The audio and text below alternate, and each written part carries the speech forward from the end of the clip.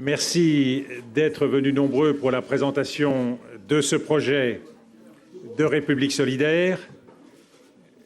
Je ne m'attarderai pas sur le constat. Il est très largement fait ici et là. Mal français, dépression française, déprime, fatigue française.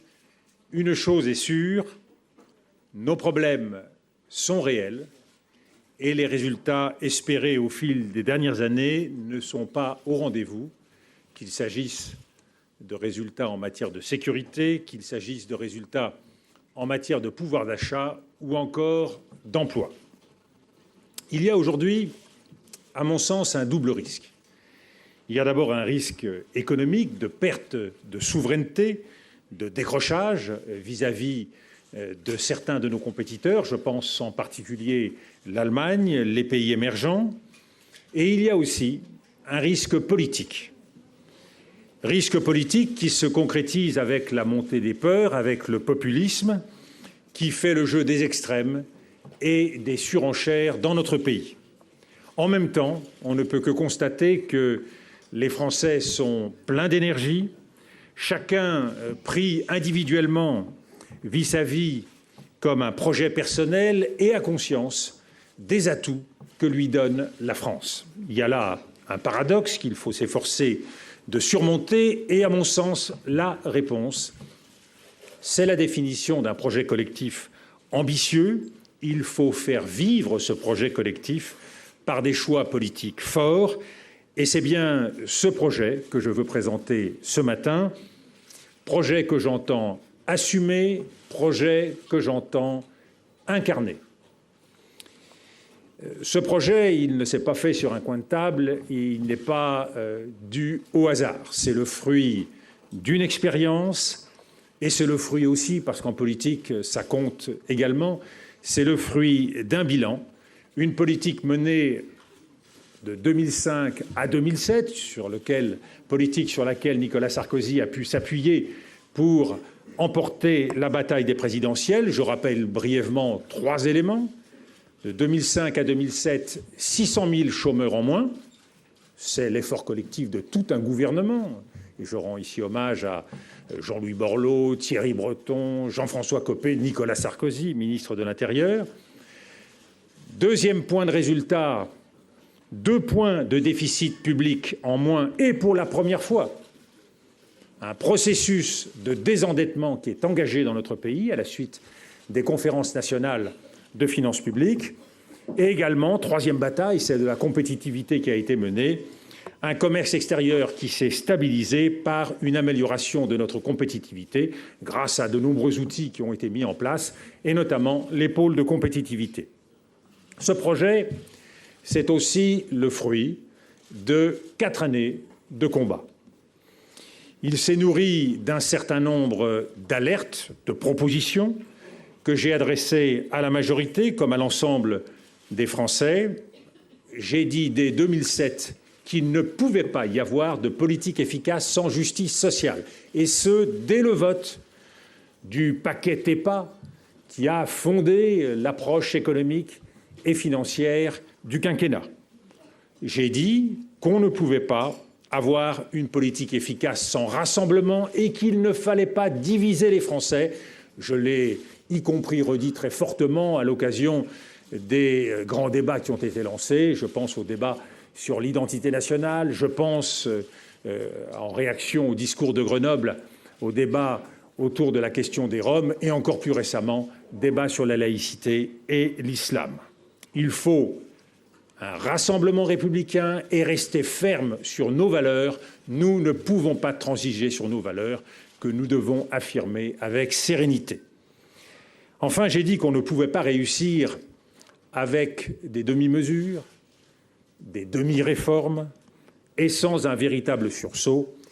Ce projet entend tirer les leçons de ces années passées et tirer les leçons de la nouvelle réalité qui s'impose à nous, crise économique et financière, basculement du monde dans la main des pays émergents, printemps des peuples arabes, mais également catastrophe de Fukushima au Japon. Enfin, ce projet, c'est l'aboutissement de nombreuses rencontres avec les Français sur le terrain. J'ai été frappé par leur énergie, même au milieu des difficultés. J'ai vu des hommes à peine sortis de la rue parrainer des SDF et les aider à se réinsérer. J'ai vu des agriculteurs qui, alors même qu'ils n'avaient pas le revenu minimal, continuaient à parler avec passion de leur métier et désiraient continuer à se battre pour produire et pour servir notre pays. J'ai vu des patrons de PME qui se battaient pour faire croître leur entreprise en dépit des graves difficultés de financement auxquelles ils étaient confrontés. J'en ai tiré la conviction qu'un projet pour la France, c'est une véritable refondation qui est nécessaire. Et en 2012, je veux offrir une alternative. Le constat qui est le mien, c'est qu'aujourd'hui, les grands partis sont confrontés à une crise majeure. Mais surtout, les grands partis sont prisonniers de clientèle, ils sont prisonniers d'intérêts, et ils ont donc des marges de manœuvre extrêmement étroites pour proposer aux Français de grands changements. Ils sont donc acculés à des logiques d'adaptation, d'ajustement, d'aménagement. Là où nous le voyons, il faut être beaucoup plus ambitieux et se libérer des idéologies ainsi que des rivalités personnelles qui constituent le lot quotidien de la vie des grands partis, qu'il s'agisse de l'UMP ou du Parti socialiste. Je veux donc que ce projet soit juste, rassembleur. Je veux qu'il tire les leçons des échecs successifs, ceux que nous avons connus depuis 1981, 1988, 1995, 2002 et 2007.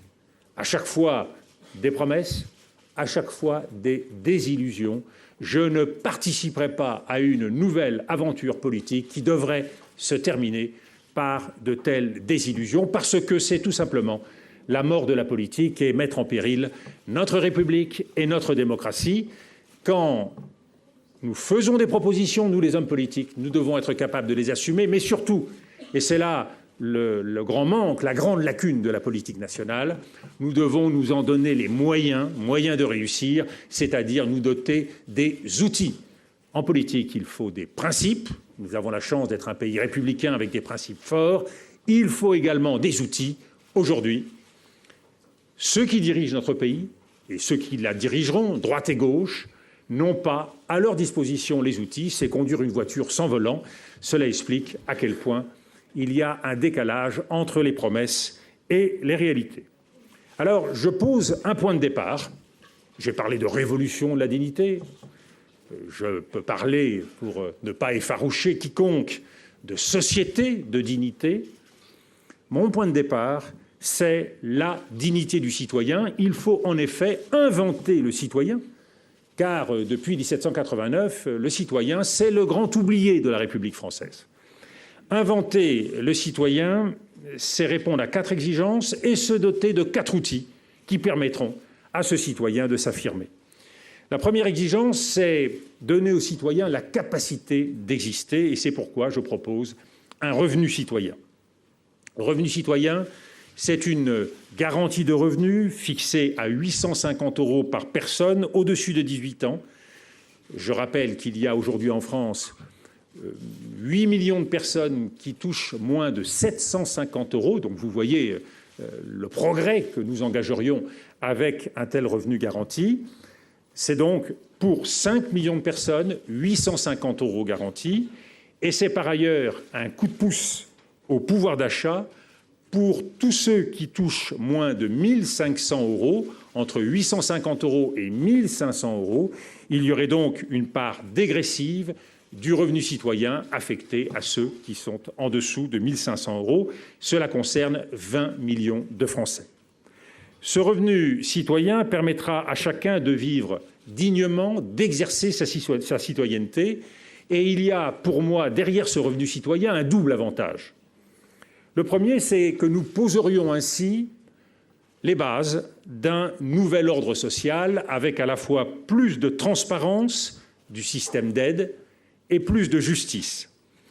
On pourrait ainsi rompre avec la logique d'assistance en donnant à chacun la possibilité de choisir sa vie. C'est donc plus de dignité, plus de liberté et plus de sécurité. Il y a un deuxième avantage, c'est que ce revenu citoyen constitue un outil de dynamisme économique, puisque c'est la possibilité pour les jeunes de se construire un véritable chemin d'autonomie. L'utilisation de leur revenu citoyen sera liée, parce que je sais qu'il peut y avoir des inquiétudes chez les parents notamment, en se disant « mais que vont-ils faire de cet argent ?» Eh bien, ce revenu citoyen pour les jeunes entre 18 et 25 ans sera lié à des dépenses de formation, d'entreprise, création d'entreprise ou de logement à travers la création d'un compte. C'est la possibilité également pour plusieurs personnes, ceux qui le désireraient, de mettre en commun ces ressources pour créer une entreprise solidaire. Il y aurait là donc un pécule de départ à partir duquel de nouvelles initiatives économiques pourraient être lancées. Première exigence donc, le revenu citoyen. Deuxième exigence, exigence de responsabilité, je propose un statut du citoyen. Nous devons poser les droits et les devoirs du citoyen, droit de participer à la décision commune, mais également devoir de s'inscrire sur les listes électorales et de voter. Ça veut bien sûr dire la reconnaissance du vote blanc. Nous changeons la démocratie française. Vote obligatoire, ça veut vraiment dire que chacun participe, chacun s'exprime. Nous sortons des logiques populistes dans lesquelles nous sommes aujourd'hui. C'est donc une nouvelle façon de vivre en commun. Droit également de bénéficier des services publics, mais devoir de payer l'impôt. Tous les Français devront payer l'impôt, même à titre symbolique. C'est cela une nation engagée avec un destin commun et avec des devoirs communs. Troisièmement, droit à un jugement impartial, mais aussi le devoir de concourir à la justice de son pays comme juré d'assises. Enfin, droit d'être protégé dans sa vie et dans ses biens par la nation, mais aussi le devoir de participer à la défense de son pays quand c'est nécessaire. La troisième exigence, et donc le troisième outil, l'exigence, c'est la participation, l'outil, c'est la mesure de ses facultés, et pour cela, je propose donc un impôt citoyen. Sortons de cette complexité fiscale dans laquelle nous sommes plongés, sortons de cet épuisement psychologique dans lequel nous sommes placés, recevant tous les 2-3 mois des feuilles d'impôt en tout genre. Je propose un impôt citoyen simple. Là où les grands partis ont fait de l'impôt une machine compliquée pour distribuer des cadeaux aux uns ou aux autres, l'impôt citoyen que je veux créer doit être compréhensible par tous. Je veux un seul grand impôt sur le revenu, progressif et payé par tous. Cet impôt prendra en compte tous les revenus, y compris ceux du patrimoine. Et pour les très hauts revenus au-dessus d'1 million d'euros par an, nous devons demander un réel effort à hauteur de 60% de l'ensemble des revenus. Quatrième exigence, c'est l'engagement au service de l'intérêt général. Et l'outil, c'est la création d'un service citoyen obligatoire pour les jeunes entre 18 et 25 ans pour qu'ils fassent l'expérience de la vie en société, du brassage social et de l'intérêt général. Ce service citoyen mettrait ainsi pendant 12 mois fractionnables par période de 2 ou 3 mois leur énergie et leurs compétences au service de tous. Il y a, nous le savons, partout des besoins immenses dans notre nation, soutien scolaire, aide médicale, assistance juridique de proximité, mais je pense aussi à l'entretien des bâtiments historiques, au volontariat, à la coopération à l'étranger, à des initiatives associatives. Voilà un ensemble de tâches qui devraient relever de ce service citoyen. Ce service, et c'est l'originalité de la proposition que je fais, devrait être ouvert à tous, et donc au-delà de 25 ans, tous les âges, de façon à fédérer les initiatives, à mobiliser les énergies, et notamment pour l'encadrement et le parrainage des plus jeunes.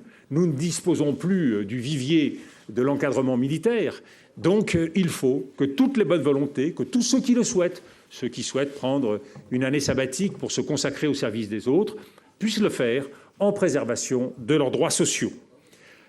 Alors cette révolution de la dignité, elle a un prix. Le prix, c'est celui du revenu citoyen. Je reviendrai tout à l'heure sur le chiffrage de ce projet.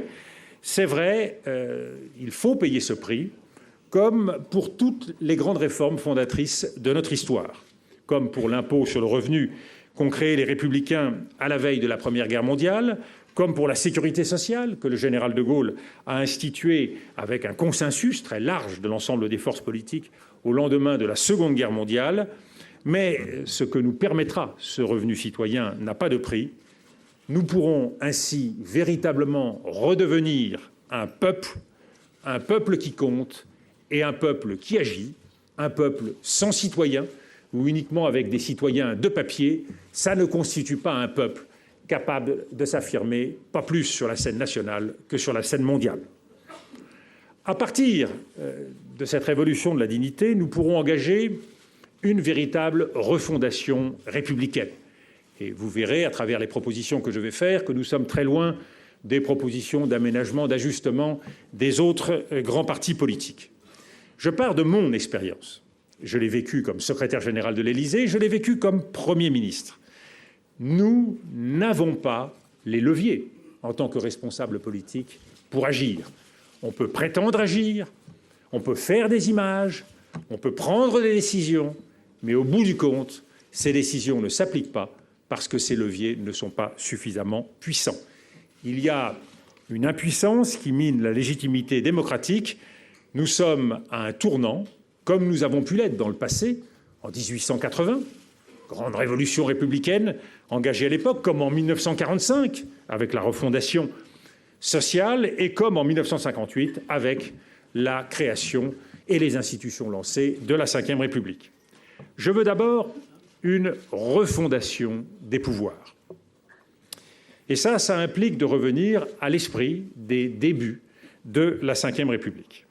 Je veux un exécutif qui puisse être tourné vers l'action, et c'est pour cela que je propose de ramener l'équation gouvernementale à 8 ou 10 ministères capables d'assumer des décisions fortes et une véritable continuité de l'action. Pour cela, ce partage, ce découpage ministériel sera gravé dans le marbre de la Constitution, de façon à ce que nous ne changions pas tous les 5 ans de périmètre ministériel. Il faut véritablement rebâtir l'État autour de ces grandes fonctions lisibles par tous les Français. Je veux également un nouveau partage des relations entre l'État et les collectivités territoriales, ce qui implique, au-delà de la décentralisation lancée par Gaston Defferre, poursuivie par Jean-Pierre Raffarin, d'aller donc au bout de cette décentralisation. Et je veux faire le choix de 8 grandes régions métropolitaines, avec à leur tête un président de région élu au suffrage universel direct et doté de vraies responsabilités. Je veux faire également le choix d'un bon niveau de décision pour répondre à la souffrance urbaine. Je propose la création pour les plus grandes villes de France d'un nouvel échelon territorial du niveau du département qui s'appellerait la métropole et qui aurait des compétences dans l'ordre de la sécurité, dans l'ordre de la politique de la ville, de l'emploi, des transports, et où les banlieues auront une représentation spécifique par des conseils de quartier élus au suffrage universel et pouvant conclure des projets territoriaux. Aujourd'hui, nous le voyons bien, les banlieues doivent se débrouiller avec de très maigres moyens et la solidarité des métropoles ne joue pas. Le meilleur exemple, c'est l'absence totale de redistribution des moyens entre Paris et la région parisienne, alors même que Paris rassemble l'essentiel de la richesse. Nous devons donc avoir des moyens partagés, ce qui permettra de redistribuer plus largement entre ceux qui n'ont rien et ceux qui, aujourd'hui, ont davantage, voire l'ensemble ou l'essentiel des moyens. En ce qui concerne le Parlement, je veux un Parlement tourné vers la décision avec 1/3 de sièges en moins. Il y a une cure d'amaigrissement à faire, tout simplement parce que nous avons beaucoup de parlementaires, mais ces parlementaires ne sont pas dotés des moyens nécessaires à leur action. Il faut donc 1/3 de sièges en moins et dans les 2 chambres, l'introduction d'une dose de proportionnelle. Cela suppose des députés et des sénateurs plus représentatifs, tout à leur tâche, et donc pas de cumul de fonctions, pas de cumul de mandats. On doit savoir ce que font nos élus. Je veux également un pouvoir judiciaire reconnu, c'est-à-dire réellement indépendant, et nous l'avons vu avec beaucoup d'affaires récentes. Il reste une suspicion, une sorte d'épée de Damoclès qui pèse sur la justice française. Indépendance du parquet qui sera garantie par la nomination d'un procureur général de la Nation, proposé par le CSM et investi par le Congrès par un vote au 3/5. Et ce procureur général de la Nation nommera les procureurs et procureurs généraux. Dernier pouvoir qui est hors du champ constitutionnel, mais qui est un pouvoir réel, le pouvoir médiatique. L'indépendance des médias doit, elle aussi, être garantie par des règles claires dans une nouvelle loi de 1881, avec un accès à l'information plus facile pour les citoyens, des dispositions pour la protection des sources, un soutien volontaire à la restructuration de la presse écrite et une interdiction du contrôle d'un groupe dépendant de la commande publique ou de la régulation publique sur un groupe de médias. Cela vous donnerait donc un paysage médiatique très différent de celui que nous connaissons aujourd'hui. Mais je crois que le citoyen et la collectivité s'en trouveraient grandement bénéficiaires. Au-delà de la refondation des pouvoirs, il est nécessaire d'engager une refondation de l'État, et d'un État bien affirmé, républicain. Aujourd'hui, les réponses à nos problèmes sont des réponses trop souvent discontinues et cloisonnées. Or, la responsabilité et l'efficacité ne se divisent pas. C'est pourquoi je veux créer des chaînes continues de responsabilité et de solidarité, qu'il s'agisse de la sécurité, qu'il s'agisse de la santé ou encore de l'éducation. Alors, faisons en sorte d'abord d'avoir une police qui protège mieux. Car trop souvent, la lutte contre la délinquance ne semble plus avoir de prise avec la réalité, au-delà des nouvelles lois, au-delà des affichages et au-delà des polémiques. Donc un premier principe que je souhaiterais poser, il faut une nouvelle chaîne de réponse policière.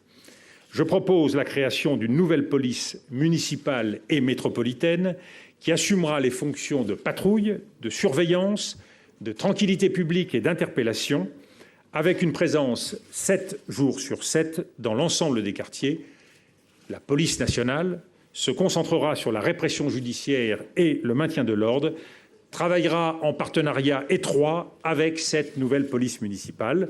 Des garanties sont bien sûr nécessaires, notamment un recrutement national pour cette police municipale et une bonne répartition des effectifs entre villes pauvres et villes riches. Il faudra également définir une articulation très soignée entre l'autorité du maire sur ces polices municipales et l'encadrement qui sera préservé de la police nationale sur ces polices municipales. Deuxième principe, il faut une réponse spécifique pour la grande criminalité. On ne peut pas en permanence osciller entre lutte contre la délinquance ordinaire, qui est véritablement un souci pour beaucoup de nos concitoyens, et en même temps ce travail de fond, ce travail dans la durée, ce travail exigeant et difficile qui est celui de la lutte contre la grande criminalité. Et donc je propose une nouvelle articulation. J'avais, dans le programme de Jacques Chirac en 2002, proposé la création des groupes d'intervention régionaux qui ont été mis en place par Nicolas Sarkozy. Là, je propose d'aller plus loin avec des groupes d'intervention régionaux coiffé par un groupe d'intervention national et qui sera lui-même en lien avec des groupements d'intervention européens, parce que la sécurité ne se divise pas sur le territoire européen, nous le savons, et qu'il faut entre l'échelon régional, l'échelon national et l'échelon européen qu'il y ait une même volonté d'agir. Troisième principe, c'est la continuité de la chaîne pénale, qui ne doit pas à aucun moment être interrompue, et je veux donc qu'à toute transgression puisse répondre une sanction dans une logique progressive, en mettant tous les moyens nécessaires sur l'application des peines, notamment par plus de peines alternatives pour les peines courtes. Il y a aujourd'hui trop souvent des règles qui ne sont pas appliquées, trop souvent des sanctions qui ne sont pas prises, faute de moyens, faute de capacité à juger dans les délais. Police donc, en ce qui concerne toujours les piliers de la République, l'école. Je veux une école plus juste Et rendre l'école juste, c'est créer l'unité et la continuité dans le parcours des élèves grâce à des cités scolaires qui réuniront sous une direction commune tous les établissements qui ont la responsabilité des élèves de 3 jusqu'à 18 ans. Aujourd'hui, nous avons un éparpillement et les élèves passent école, collège, lycée de main en main sans que cette continuité et ce suivi des élèves puissent être suffisamment possibles. Donc, nous créerons des cités scolaires, ce qui nous permettra de créer une nouvelle forme de carte scolaire, ce qui permettra de dépasser le moule du collège unique en scindant une école du socle de 3 à 14 ans et une école de la détermination de 14 ans à 18 ans, offrant une orientation et une spécialisation progressive. Nous retrouvons donc une unité et un suivi de l'ensemble de nos enfants. Rendre l'école juste, c'est bien sûr aider ceux qui en ont besoin, ceux qui en ont aussi le plus besoin, par un droit personnalisé à l'enseignement prioritaire. Nous avons essayé les politiques de zonage avec les limites que nous avons tous constatées. Je propose donc de reconnaître un droit personnalisé par élève à l'enseignement prioritaire, qui sera donc attaché de façon anonyme aux élèves en fonction de critères sociaux ou scolaires, en rupture avec la logique de zonage. Rendre l'école juste, c'est aussi ne pas s'arrêter au bâtiment de l'école, c'est franchir les murs de l'école grâce à des salles d'études dans les immeubles de banlieue ou les communes défavorisées pour offrir du soutien scolaire dans le cadre du service citoyen. Il y a aujourd'hui trop d'inégalités entre ceux qui bénéficient de milieux familiaux qui les accompagnent et les encouragent et ceux qui n'ont pas la possibilité d'un tel soutien, d'un tel appui. Il faut donc compenser cette différence. Toujours dans cette exigence républicaine, une santé plus accessible. Je veux là encore que cette continuité de la chaîne de responsabilité soit rétablie et donc bâtir une chaîne de soins cohérente face au risque d'une médecine à 2 vitesses. Il faut repenser l'hôpital public décentralisé avec un ancrage territorial plus fort depuis le dispensaire dans chaque commune adossé à une pharmacie, jusqu'à un pôle universitaire de pointe dans la métropole régionale, et entre les deux, organiser des hôpitaux de proximité qui pourront faire le lien. Mais ça veut dire donc rétablir une chaîne de soins de façon à ce que chacun de nos concitoyens puisse avoir une réponse à ses problèmes. Également, je veux que soit créée une unité entre le financement et la dépense, grâce à une nouvelle gouvernance de la santé au moyen d'une caisse maladie unique pour tous et qui sera régionalisée. 4e ambition, toujours dans cette refondation d'un État républicain, je souhaite que nous puissions mettre à plat notre politique d'intégration et d'immigration, en distinguant bien sûr l'immigration légale de l'immigration irrégulière. En ce qui concerne l'immigration légale, nous devons dépasser l'empilement des titres de séjour précaires qui constituent la règle aujourd'hui. Je veux renouveler notre tradition d'intégration républicaine par un titre de séjour unique, au droit progressif, qui crée un parcours d'intégration assorti d'obligations dans la continuité des contrats d'accueil et d'intégration que j'ai généralisés en 2006. Il faut innover également en développant le droit aux allers et retours pour cette immigration légale, ce qui peut créer des dynamiques de co-développement avec les pays d'origine et plus de souplesse pour les besoins de notre économie. En ce qui concerne l'immigration irrégulière, nous avons besoin d'outils réalistes alors que nous ne regardons pas en face la réalité de cette immigration, de ceux qui sont sans papier chez nous. Prenons acte de la durée de séjour de ceux qui sont en attente, soit d'une expulsion, soit d'une régularisation, et créons un statut d'attente permettant de mieux connaître les populations, de les recenser et de les suivre. Nous devons enfin renforcer les politiques européennes de maîtrise des flux par une meilleure coordination au niveau de l'agence Frontex. Au-delà de cette refondation des pouvoirs, de cette refondation de l'État républicain, je crois important de proposer à nos compatriotes de nouveaux services publics qui garantissent leurs droits sociaux. Entre l'État d'un côté, le marché de l'autre, il y a une 3e voie qui est celle de la régulation qui doit être complétée par l'intervention ciblée de la puissance publique. Nous devons, et c'est la règle que nous apporte la mondialisation, prendre en compte le besoin de plus de cohérence, de plus de volonté, je ne dis pas de plus de dirigisme, mais de plus d'accompagnement de nos citoyens. Je veux prendre 2 exemples de services publics qui me paraissent s'imposer. Il y en aurait bien sûr d'autres qui pourraient être développés. D'abord, la crise de 2008 l'a montré, nous avons besoin d'un grand service public bancaire. Il ne s'agit pas de mettre en œuvre à nouveau des nationalisations qui ont montré toutes leurs limites, mais il s'agit d'une régulation garantie par une autorité bancaire et qui aurait 2 missions essentielles. La première, c'est garantir l'accès aux services bancaires. Tous les citoyens doivent se voir offrir un service bancaire universel. Deuxième objectif, orienter les capitaux des banques vers l'économie réelle en encadrant les taux d'encours d'assurance vie à diriger vers le financement des PME notamment.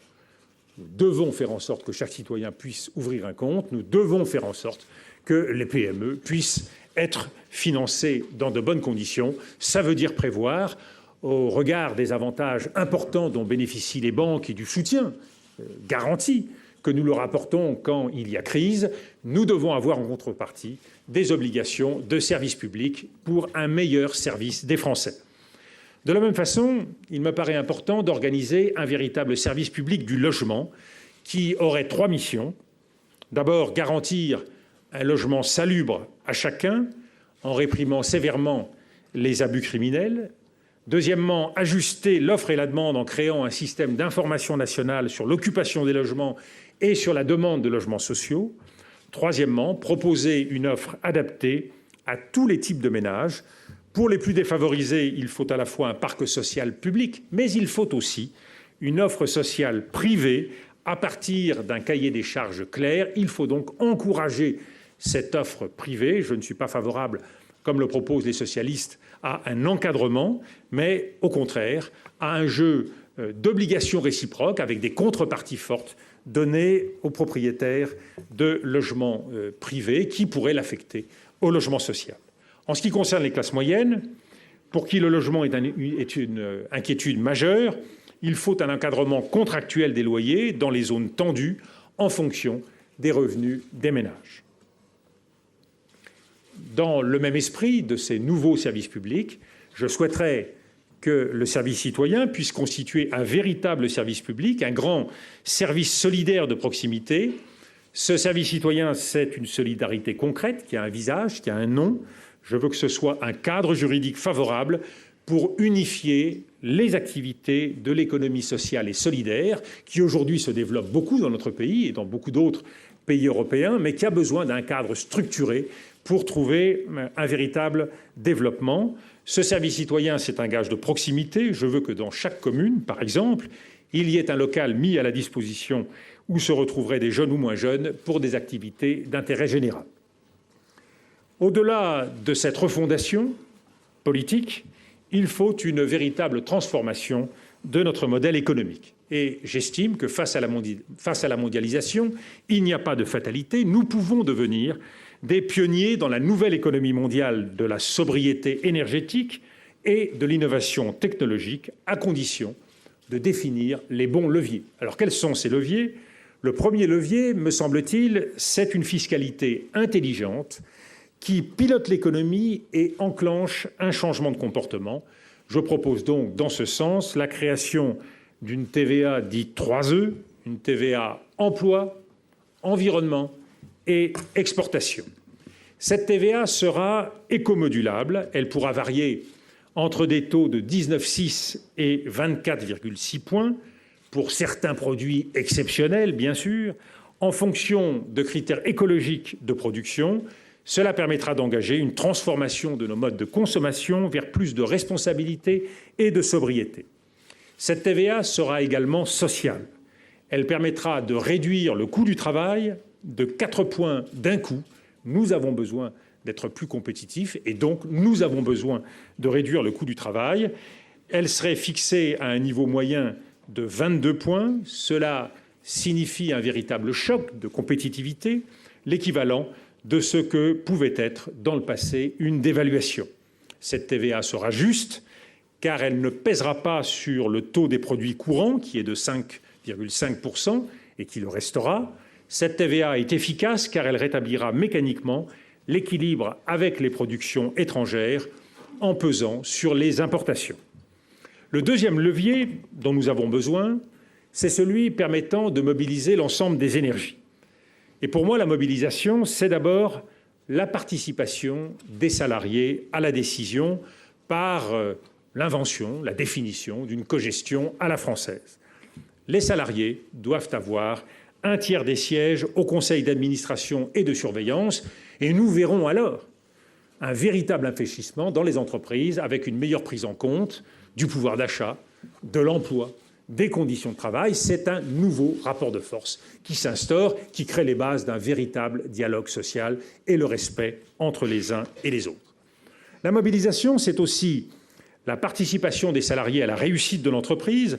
Je propose de rendre obligatoire la participation aux bénéfices que j'avais développés à Matignon et de développer les plans d'actionnariat salarial. La mobilisation, c'est enfin la bataille de l'emploi, mais là aussi, nous le voyons, nous arrivons aux limites des outils actuels. Il faut prévenir le chômage autant que le guérir, et je propose donc un service public des parcours professionnels où les conseillers de Pôle emploi ne verraient pas seulement les personnes au chômage, mais aussi avant et après, pour un véritable suivi professionnel. Il faut développer et unifier les missions de la formation professionnelle en développant la valorisation et la sécurisation des parcours individuels dans la lignée de ce que j'avais fait et mis en œuvre en 2006 avec les contrats de transition professionnelle. Le troisième levier, c'est un pilotage fort de notre économie. Nous souffrons trop souvent d'incohérences dans les choix qui sont faits, de tentations comme celle du mécano-économique ou industriel. Il nous faut un véritable instrument de pilotage pour être plus efficace et donc un Conseil national stratégique. Il rassemblera sous l'autorité du président de la République et du gouvernement toutes les forces politiques et sociales du pays, et notamment les présidents de région, les commissions parlementaires, les partenaires sociaux et les entrepreneurs. Il mettra en commun l'expertise statistique et académique. Il constituera un fonds d'investissement national réunissant toutes les initiatives actuelles, comme le fonds d'investissement stratégique, OSEO, la Caisse des dépôts, et il sera tourné vers l'investissement de long terme. Il fédérera l'ensemble des initiatives en matière de financement, en matière d'innovation industrielle et de compétitivité, et notamment les pôles de compétitivité. Vous voyez bien que ces outils rassemblés, outils politiques, le Conseil des ministres rénové avec 10 grands ministres, un conseil territorial qui rassemblera le président de la République, le chef du gouvernement et les 10 présidents de région, cet outil de pilotage stratégique, un conseil national stratégique, sont autant d'éléments qui redonneront de la cohérence, de la visibilité, de la vision à notre action. À l'appui de ce Conseil national stratégique, il y aura un organisme de planification qui permettra d'inscrire dans la durée notre action.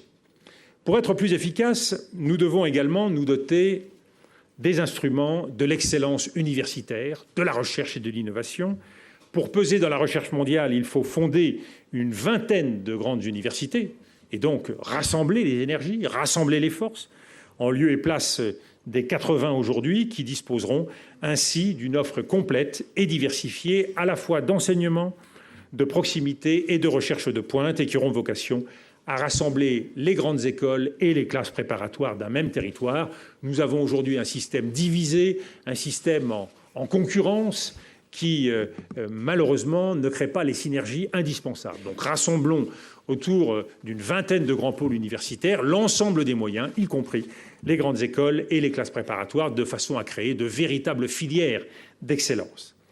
Pour compter dans l'économie de la connaissance, il nous faut également nous fixer l'objectif ambitieux d'un doublement des dépenses de recherche et développement à l'horizon du quinquennat pour atteindre l'objectif des 3% du PNB. Enfin, pour être efficace, nous devons miser sur l'économie verte, qui ne doit pas être une simple contrainte, mais bien au contraire, un atout, par des investissements massifs grâce à une banque verte abondée par les recettes d'une contribution énergie-carbone qui financera des programmes d'efficience énergétique de l'habitat ainsi que des investissements dans les technologies vertes. Je veux enfin que soit organisé un Grenelle de l'énergie qui débouchera sur un référendum sur la politique énergétique française à l'horizon 2030, fixant la place du nucléaire dans notre pays et la place des énergies renouvelables avec un rééquilibrage de ces données énergétiques. Enfin, quatrième levier, c'est un effort juste et partagé face aux défis de nos finances publiques.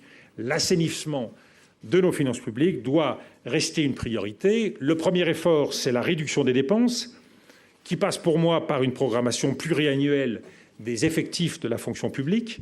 Le deuxième effort, c'est le désendettement par une mobilisation de l'épargne nationale.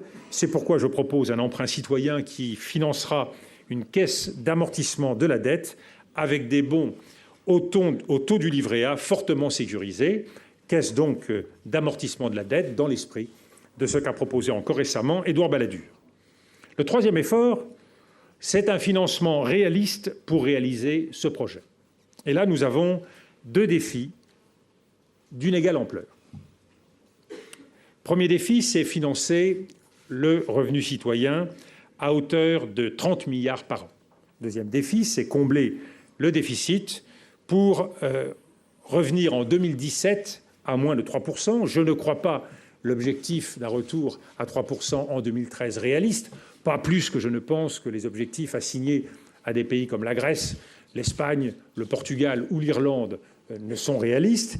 Et je crois qu'il faut donc, dans la durée, inscrire un double effort de rigueur et de croissance, et donc se donner quelques années de plus pour ce retour à 3%. Cette dépense, nous la financerons par deux moyens. La première source, c'est la croissance, avec une hypothèse de 2,5% sur le quinquennat, comme le font les grands partis, c'est-à-dire la possibilité de dégager 30 milliards supplémentaires.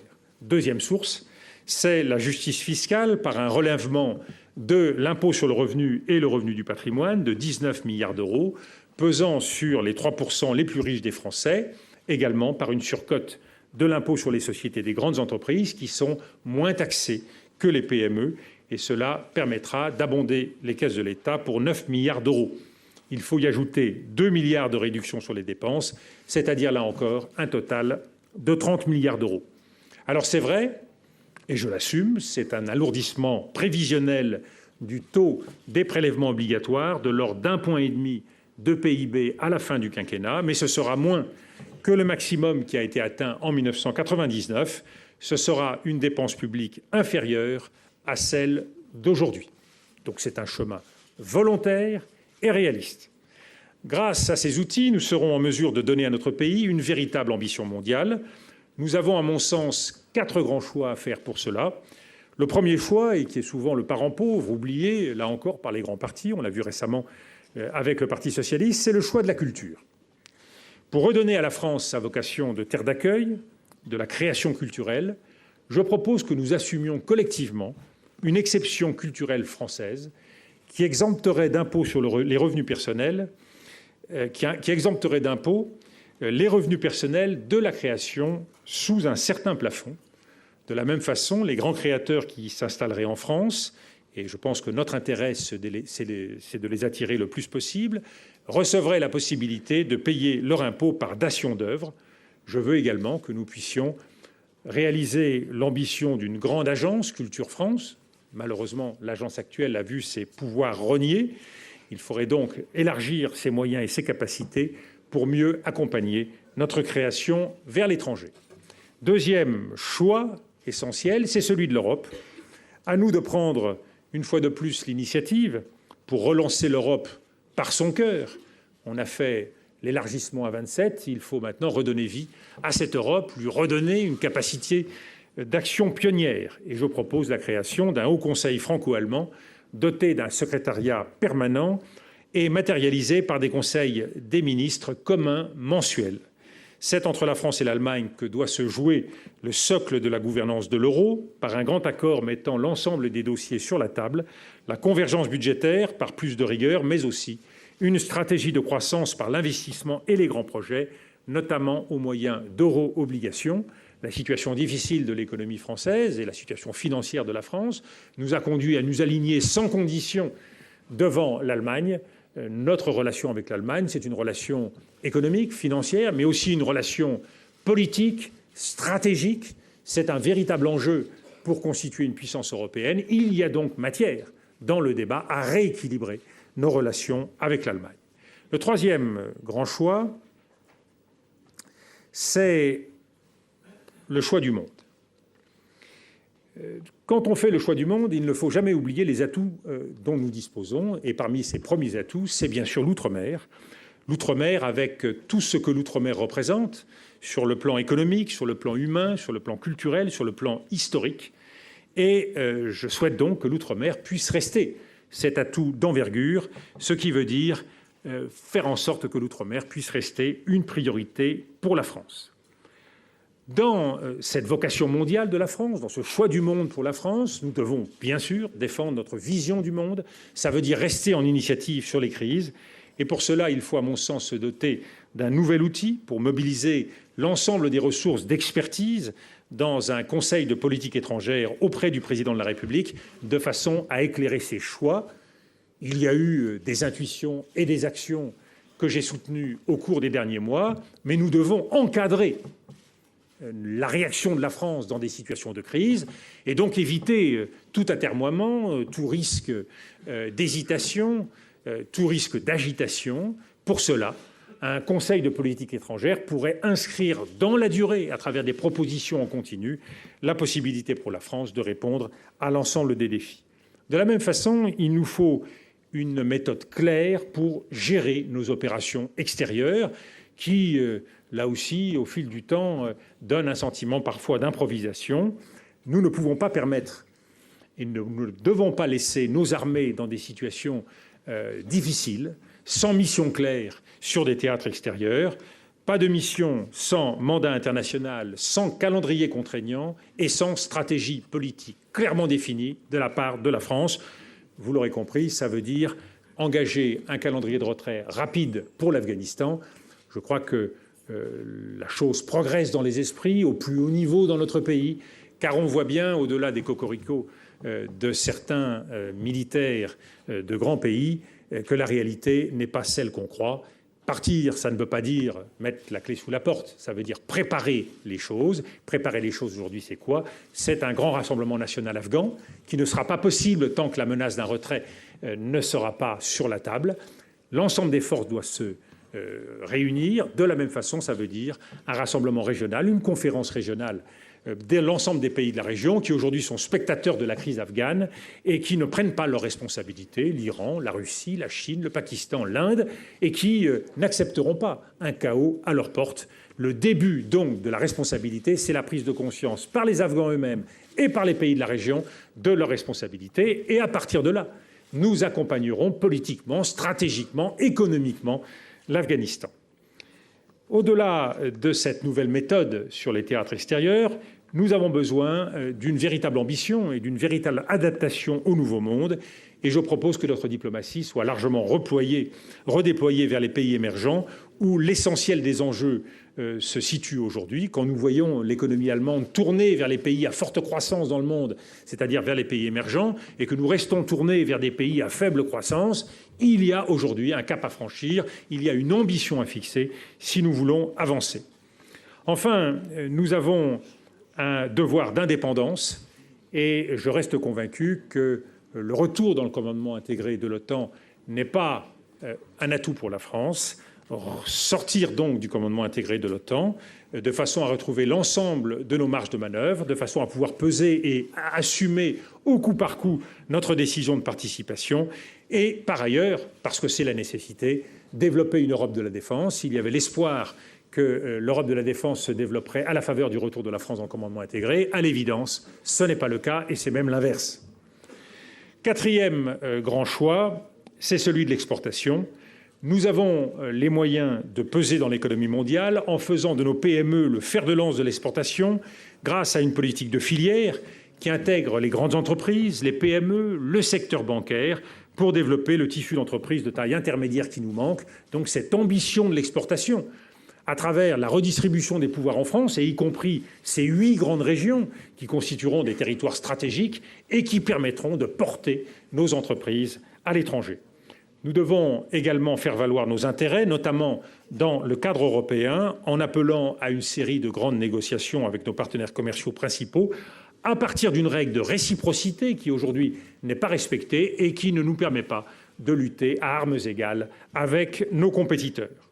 Vous le voyez, il y a des solutions. Elles demandent du courage, de l'expérience, de la mobilisation et de la détermination. Ce projet, je vous l'ai dit, j'ai vocation à l'incarner, mais il doit être porté par les Français. Cela signifie que commence pour nous, à République solidaire, un nouveau temps, le temps d'un large débat démocratique, de réflexion, d'enrichissement. C'est pourquoi nous avons ouvert sur le site de République solidaire et sur le réseau social un forum de discussion citoyenne sur l'ensemble de ces orientations. Nous nous réunirons le 19 juin dans le cadre d'une convention de République solidaire pour débattre et fixer les principales orientations qui constitueront véritablement le message de notre mouvement dans la campagne présidentielle. Je tiens tout particulièrement à remercier l'ensemble des bénévoles qui nous ont permis d'organiser les choses aujourd'hui. Nous sommes, vous le savez et le constatez tous les jours en matière politique, dans une période printanière, d'où le sentiment un peu de participer à une kermesse politique. Beaucoup d'appétit, beaucoup de nouveaux visages qui apparaissent sur la scène pré-présidentielle. Je pense que le véritable paysage politique va se clarifier au fil des mois. Je veux donc faire les choses dans l'ordre, ne pas mettre la charrue avant les bœufs. J'estime que, pour être crédible, il faut un projet fort, un projet qui serve les intérêts de la France. Viendra le temps de l'élection présidentielle. Ce temps n'est pas venu. Les Français ne sont pas au stade de la sélection des joueurs pour le match. Donc respectons ce temps. Concentrons-nous sur ce qui constitue l'essentiel, présenter une alternative aux Français, et c'est ce que j'ai voulu faire aujourd'hui en vous présentant les grandes orientations de notre projet. Voilà, je vous remercie. Voilà, vous venez d'assister à la conférence de presse